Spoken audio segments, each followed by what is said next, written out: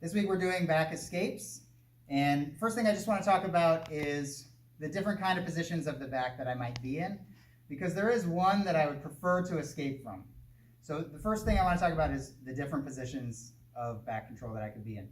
Currently, I'm seated in front of him. Right? So we haven't fallen to this side or that side. It's possible that we end up like this. This is another position, and this is where I'm just floating on him. Also square, also not on our side.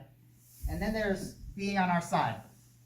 Okay. Right now we're on what I call the over side. Some people call it the strong side. His strongest attack might be a rear naked. He's the closest to hitting it possibly on this side. Yeah. So some people call it the strong side. I will always call this the over side. You'll always hear me call that. It's over my shoulder instead of under my armpit. And if we're on the underside, it's just this. This is the position I prefer to escape from. From the underside, I'm going to try to put my head on the floor and follow my head with my shoulders.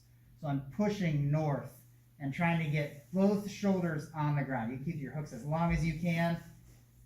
And that is the other thing about this. When I start twisting this direction, especially when my body weight is now only on his inner thigh, I'm no longer over his hip centered.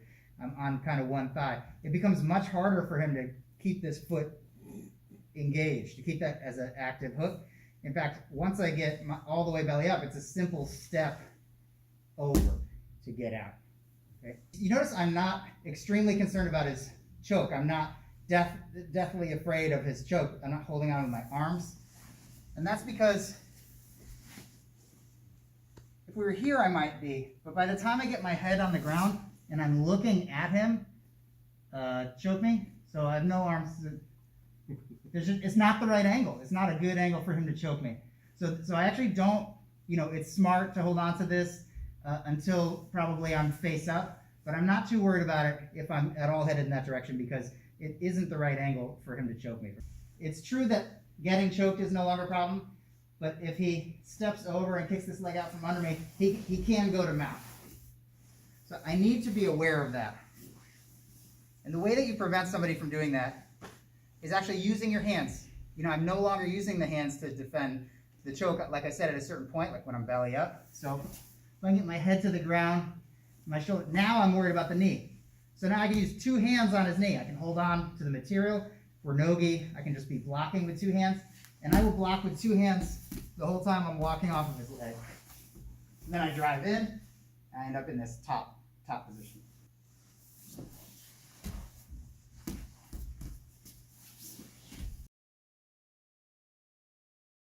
So next, just a drill.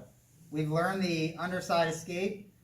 And I talked about kind of 4 places you could be. I talked about seated in front of them, floating on them, or on the overside or the underside. From any of those places, you might want to get yourself to the underside to subsequently do the escape. So why don't you guys start from each of those and give yourself that challenge. Of course, if I start on the underside, you know what to do. We start seated. He can sort of control which way we fall. So you're going to want a good base, possibly kickstand, to prevent yourself from going to that side in order to make this side happen. Okay, good. We're on the side I want to be on. I can do my escape, right? Same thing from floating. I want you guys to experience what it is to be here and to be in the battle, a little bit the battle, to make sure with a kickstand or a foot to push off on that side that we end up on the side I want to end up on to escape. So I want you to start here. I even want you to start on the overside and see if you can't, find your way with the use, probably same kickstands, same foot to push off of, to get yourself to the side you want to be on.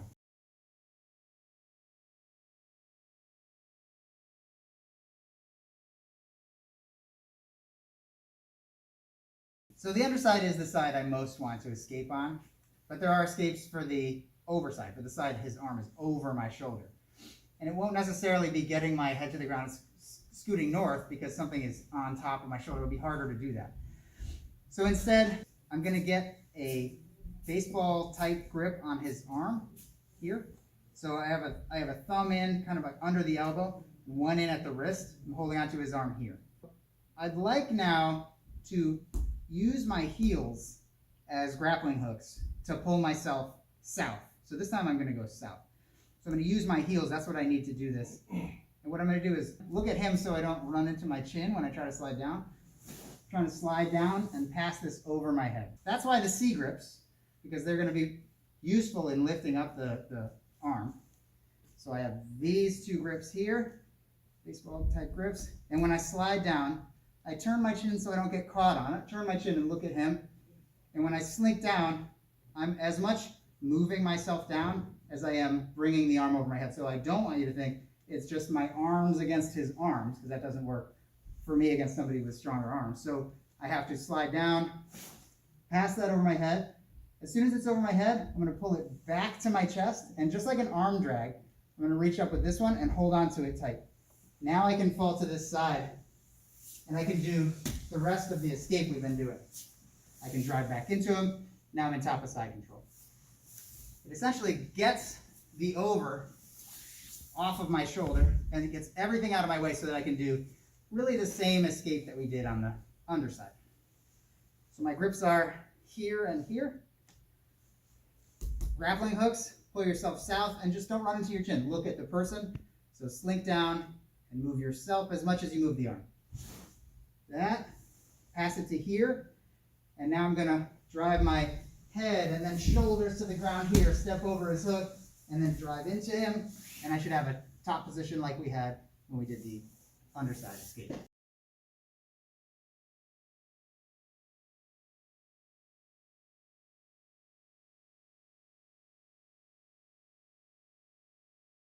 Okay, so now I'm on the overside, and you may find it harder to slink down. More of my weight's sort of on his leg. My ribs form a little bit of a hill to get over. So that's not exactly the one I would do here.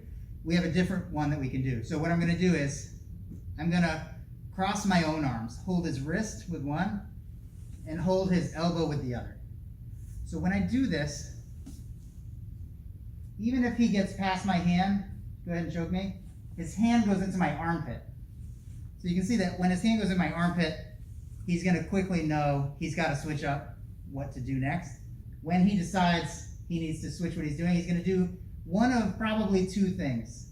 One is pull this arm out, and when he pulls it out, I can switch sides, and I'm already here, and we have the escape that we did from seated. The other thing he may do when I get this cross grip is attack with the other arm. Put the other arm in as an over.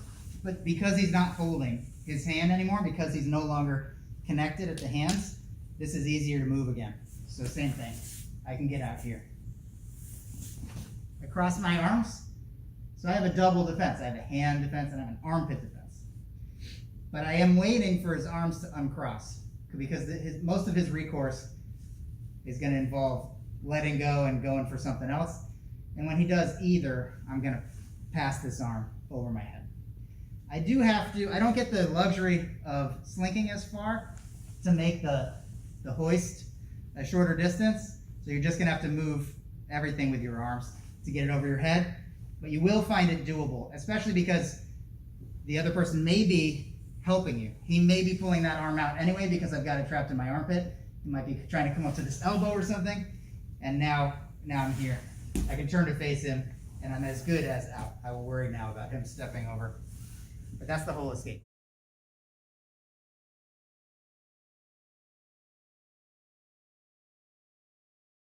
So there are escape techniques that we've been working on, but there are also escapes of opportunity.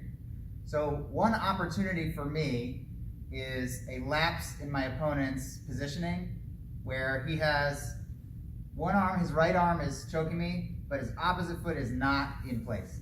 If ever one of the hooks is missing, this happens because arms and legs are changing position all the time as the attacker.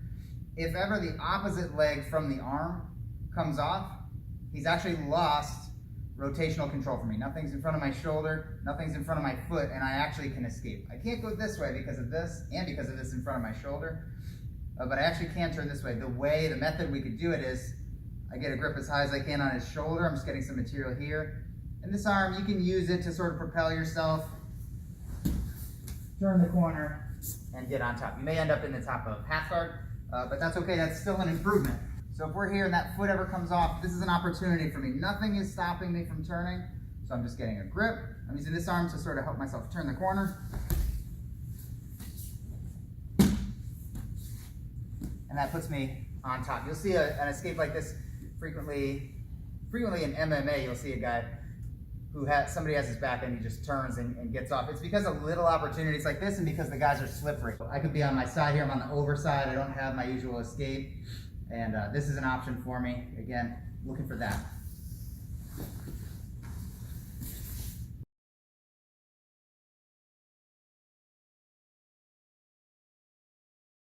Another opportunity that you can use to your benefit to escape is any moment when a person may have hooks but no harness.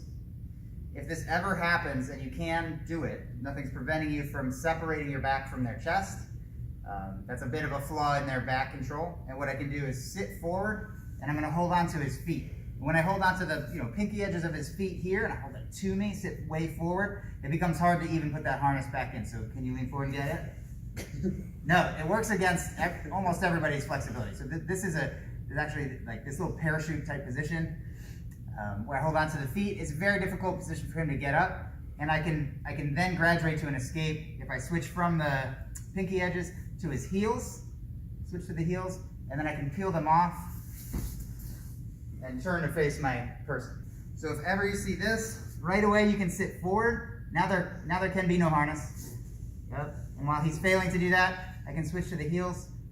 I'll take them both off and turn to face my person. We're going to be in a scramble, but I'm no longer getting my back attacked.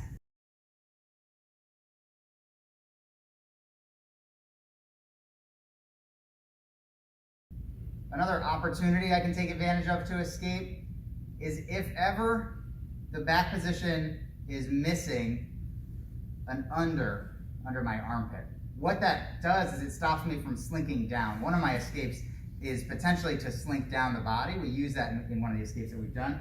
So if he's in the harness, if I'm giving him a hard time choking me with this arm, sometimes people make the decision to bring the other arm in as an over, basically, to come in as a choking arm. Can't choke him with this one? Let me try with the other one. So he goes ahead and puts that hand in to choke. But this is a moment when he doesn't have any ability to stop me from sliding down.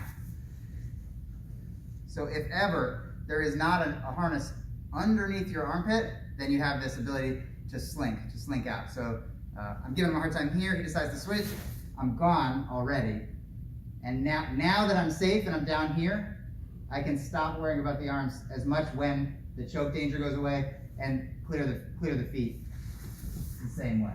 Try to grab the heels, take them off my hip bones, turn to face my person. So again, this opportunity comes up if ever there's two arms above my shoulders rather than one of them underneath. So if I try to slink down now and he keeps his chest attached to my back, I can't because of this.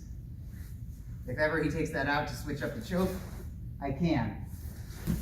And then I can start either shedding the heels or trying to fit myself inside his guard. So one last time, we'll just do it without talking. The drill that we can do to practice these escapes of opportunity is we'll start with the harness in, and we did 3, right? We did one where the harness is not in, so he can start with the harness in and then let go. Okay, with no harness, I know I should sit forward. We can do the one where he switches to 2 arms over. If he switches to 2 arms on top, I should slink and do my escape. And also starting from a harness, we can do one where his cue to me is to take the foot opposite the choking arm off, and I can get out this way. Okay? So the drill is just start here, and the person in the back can sort of quiz the front person by giving them these cues.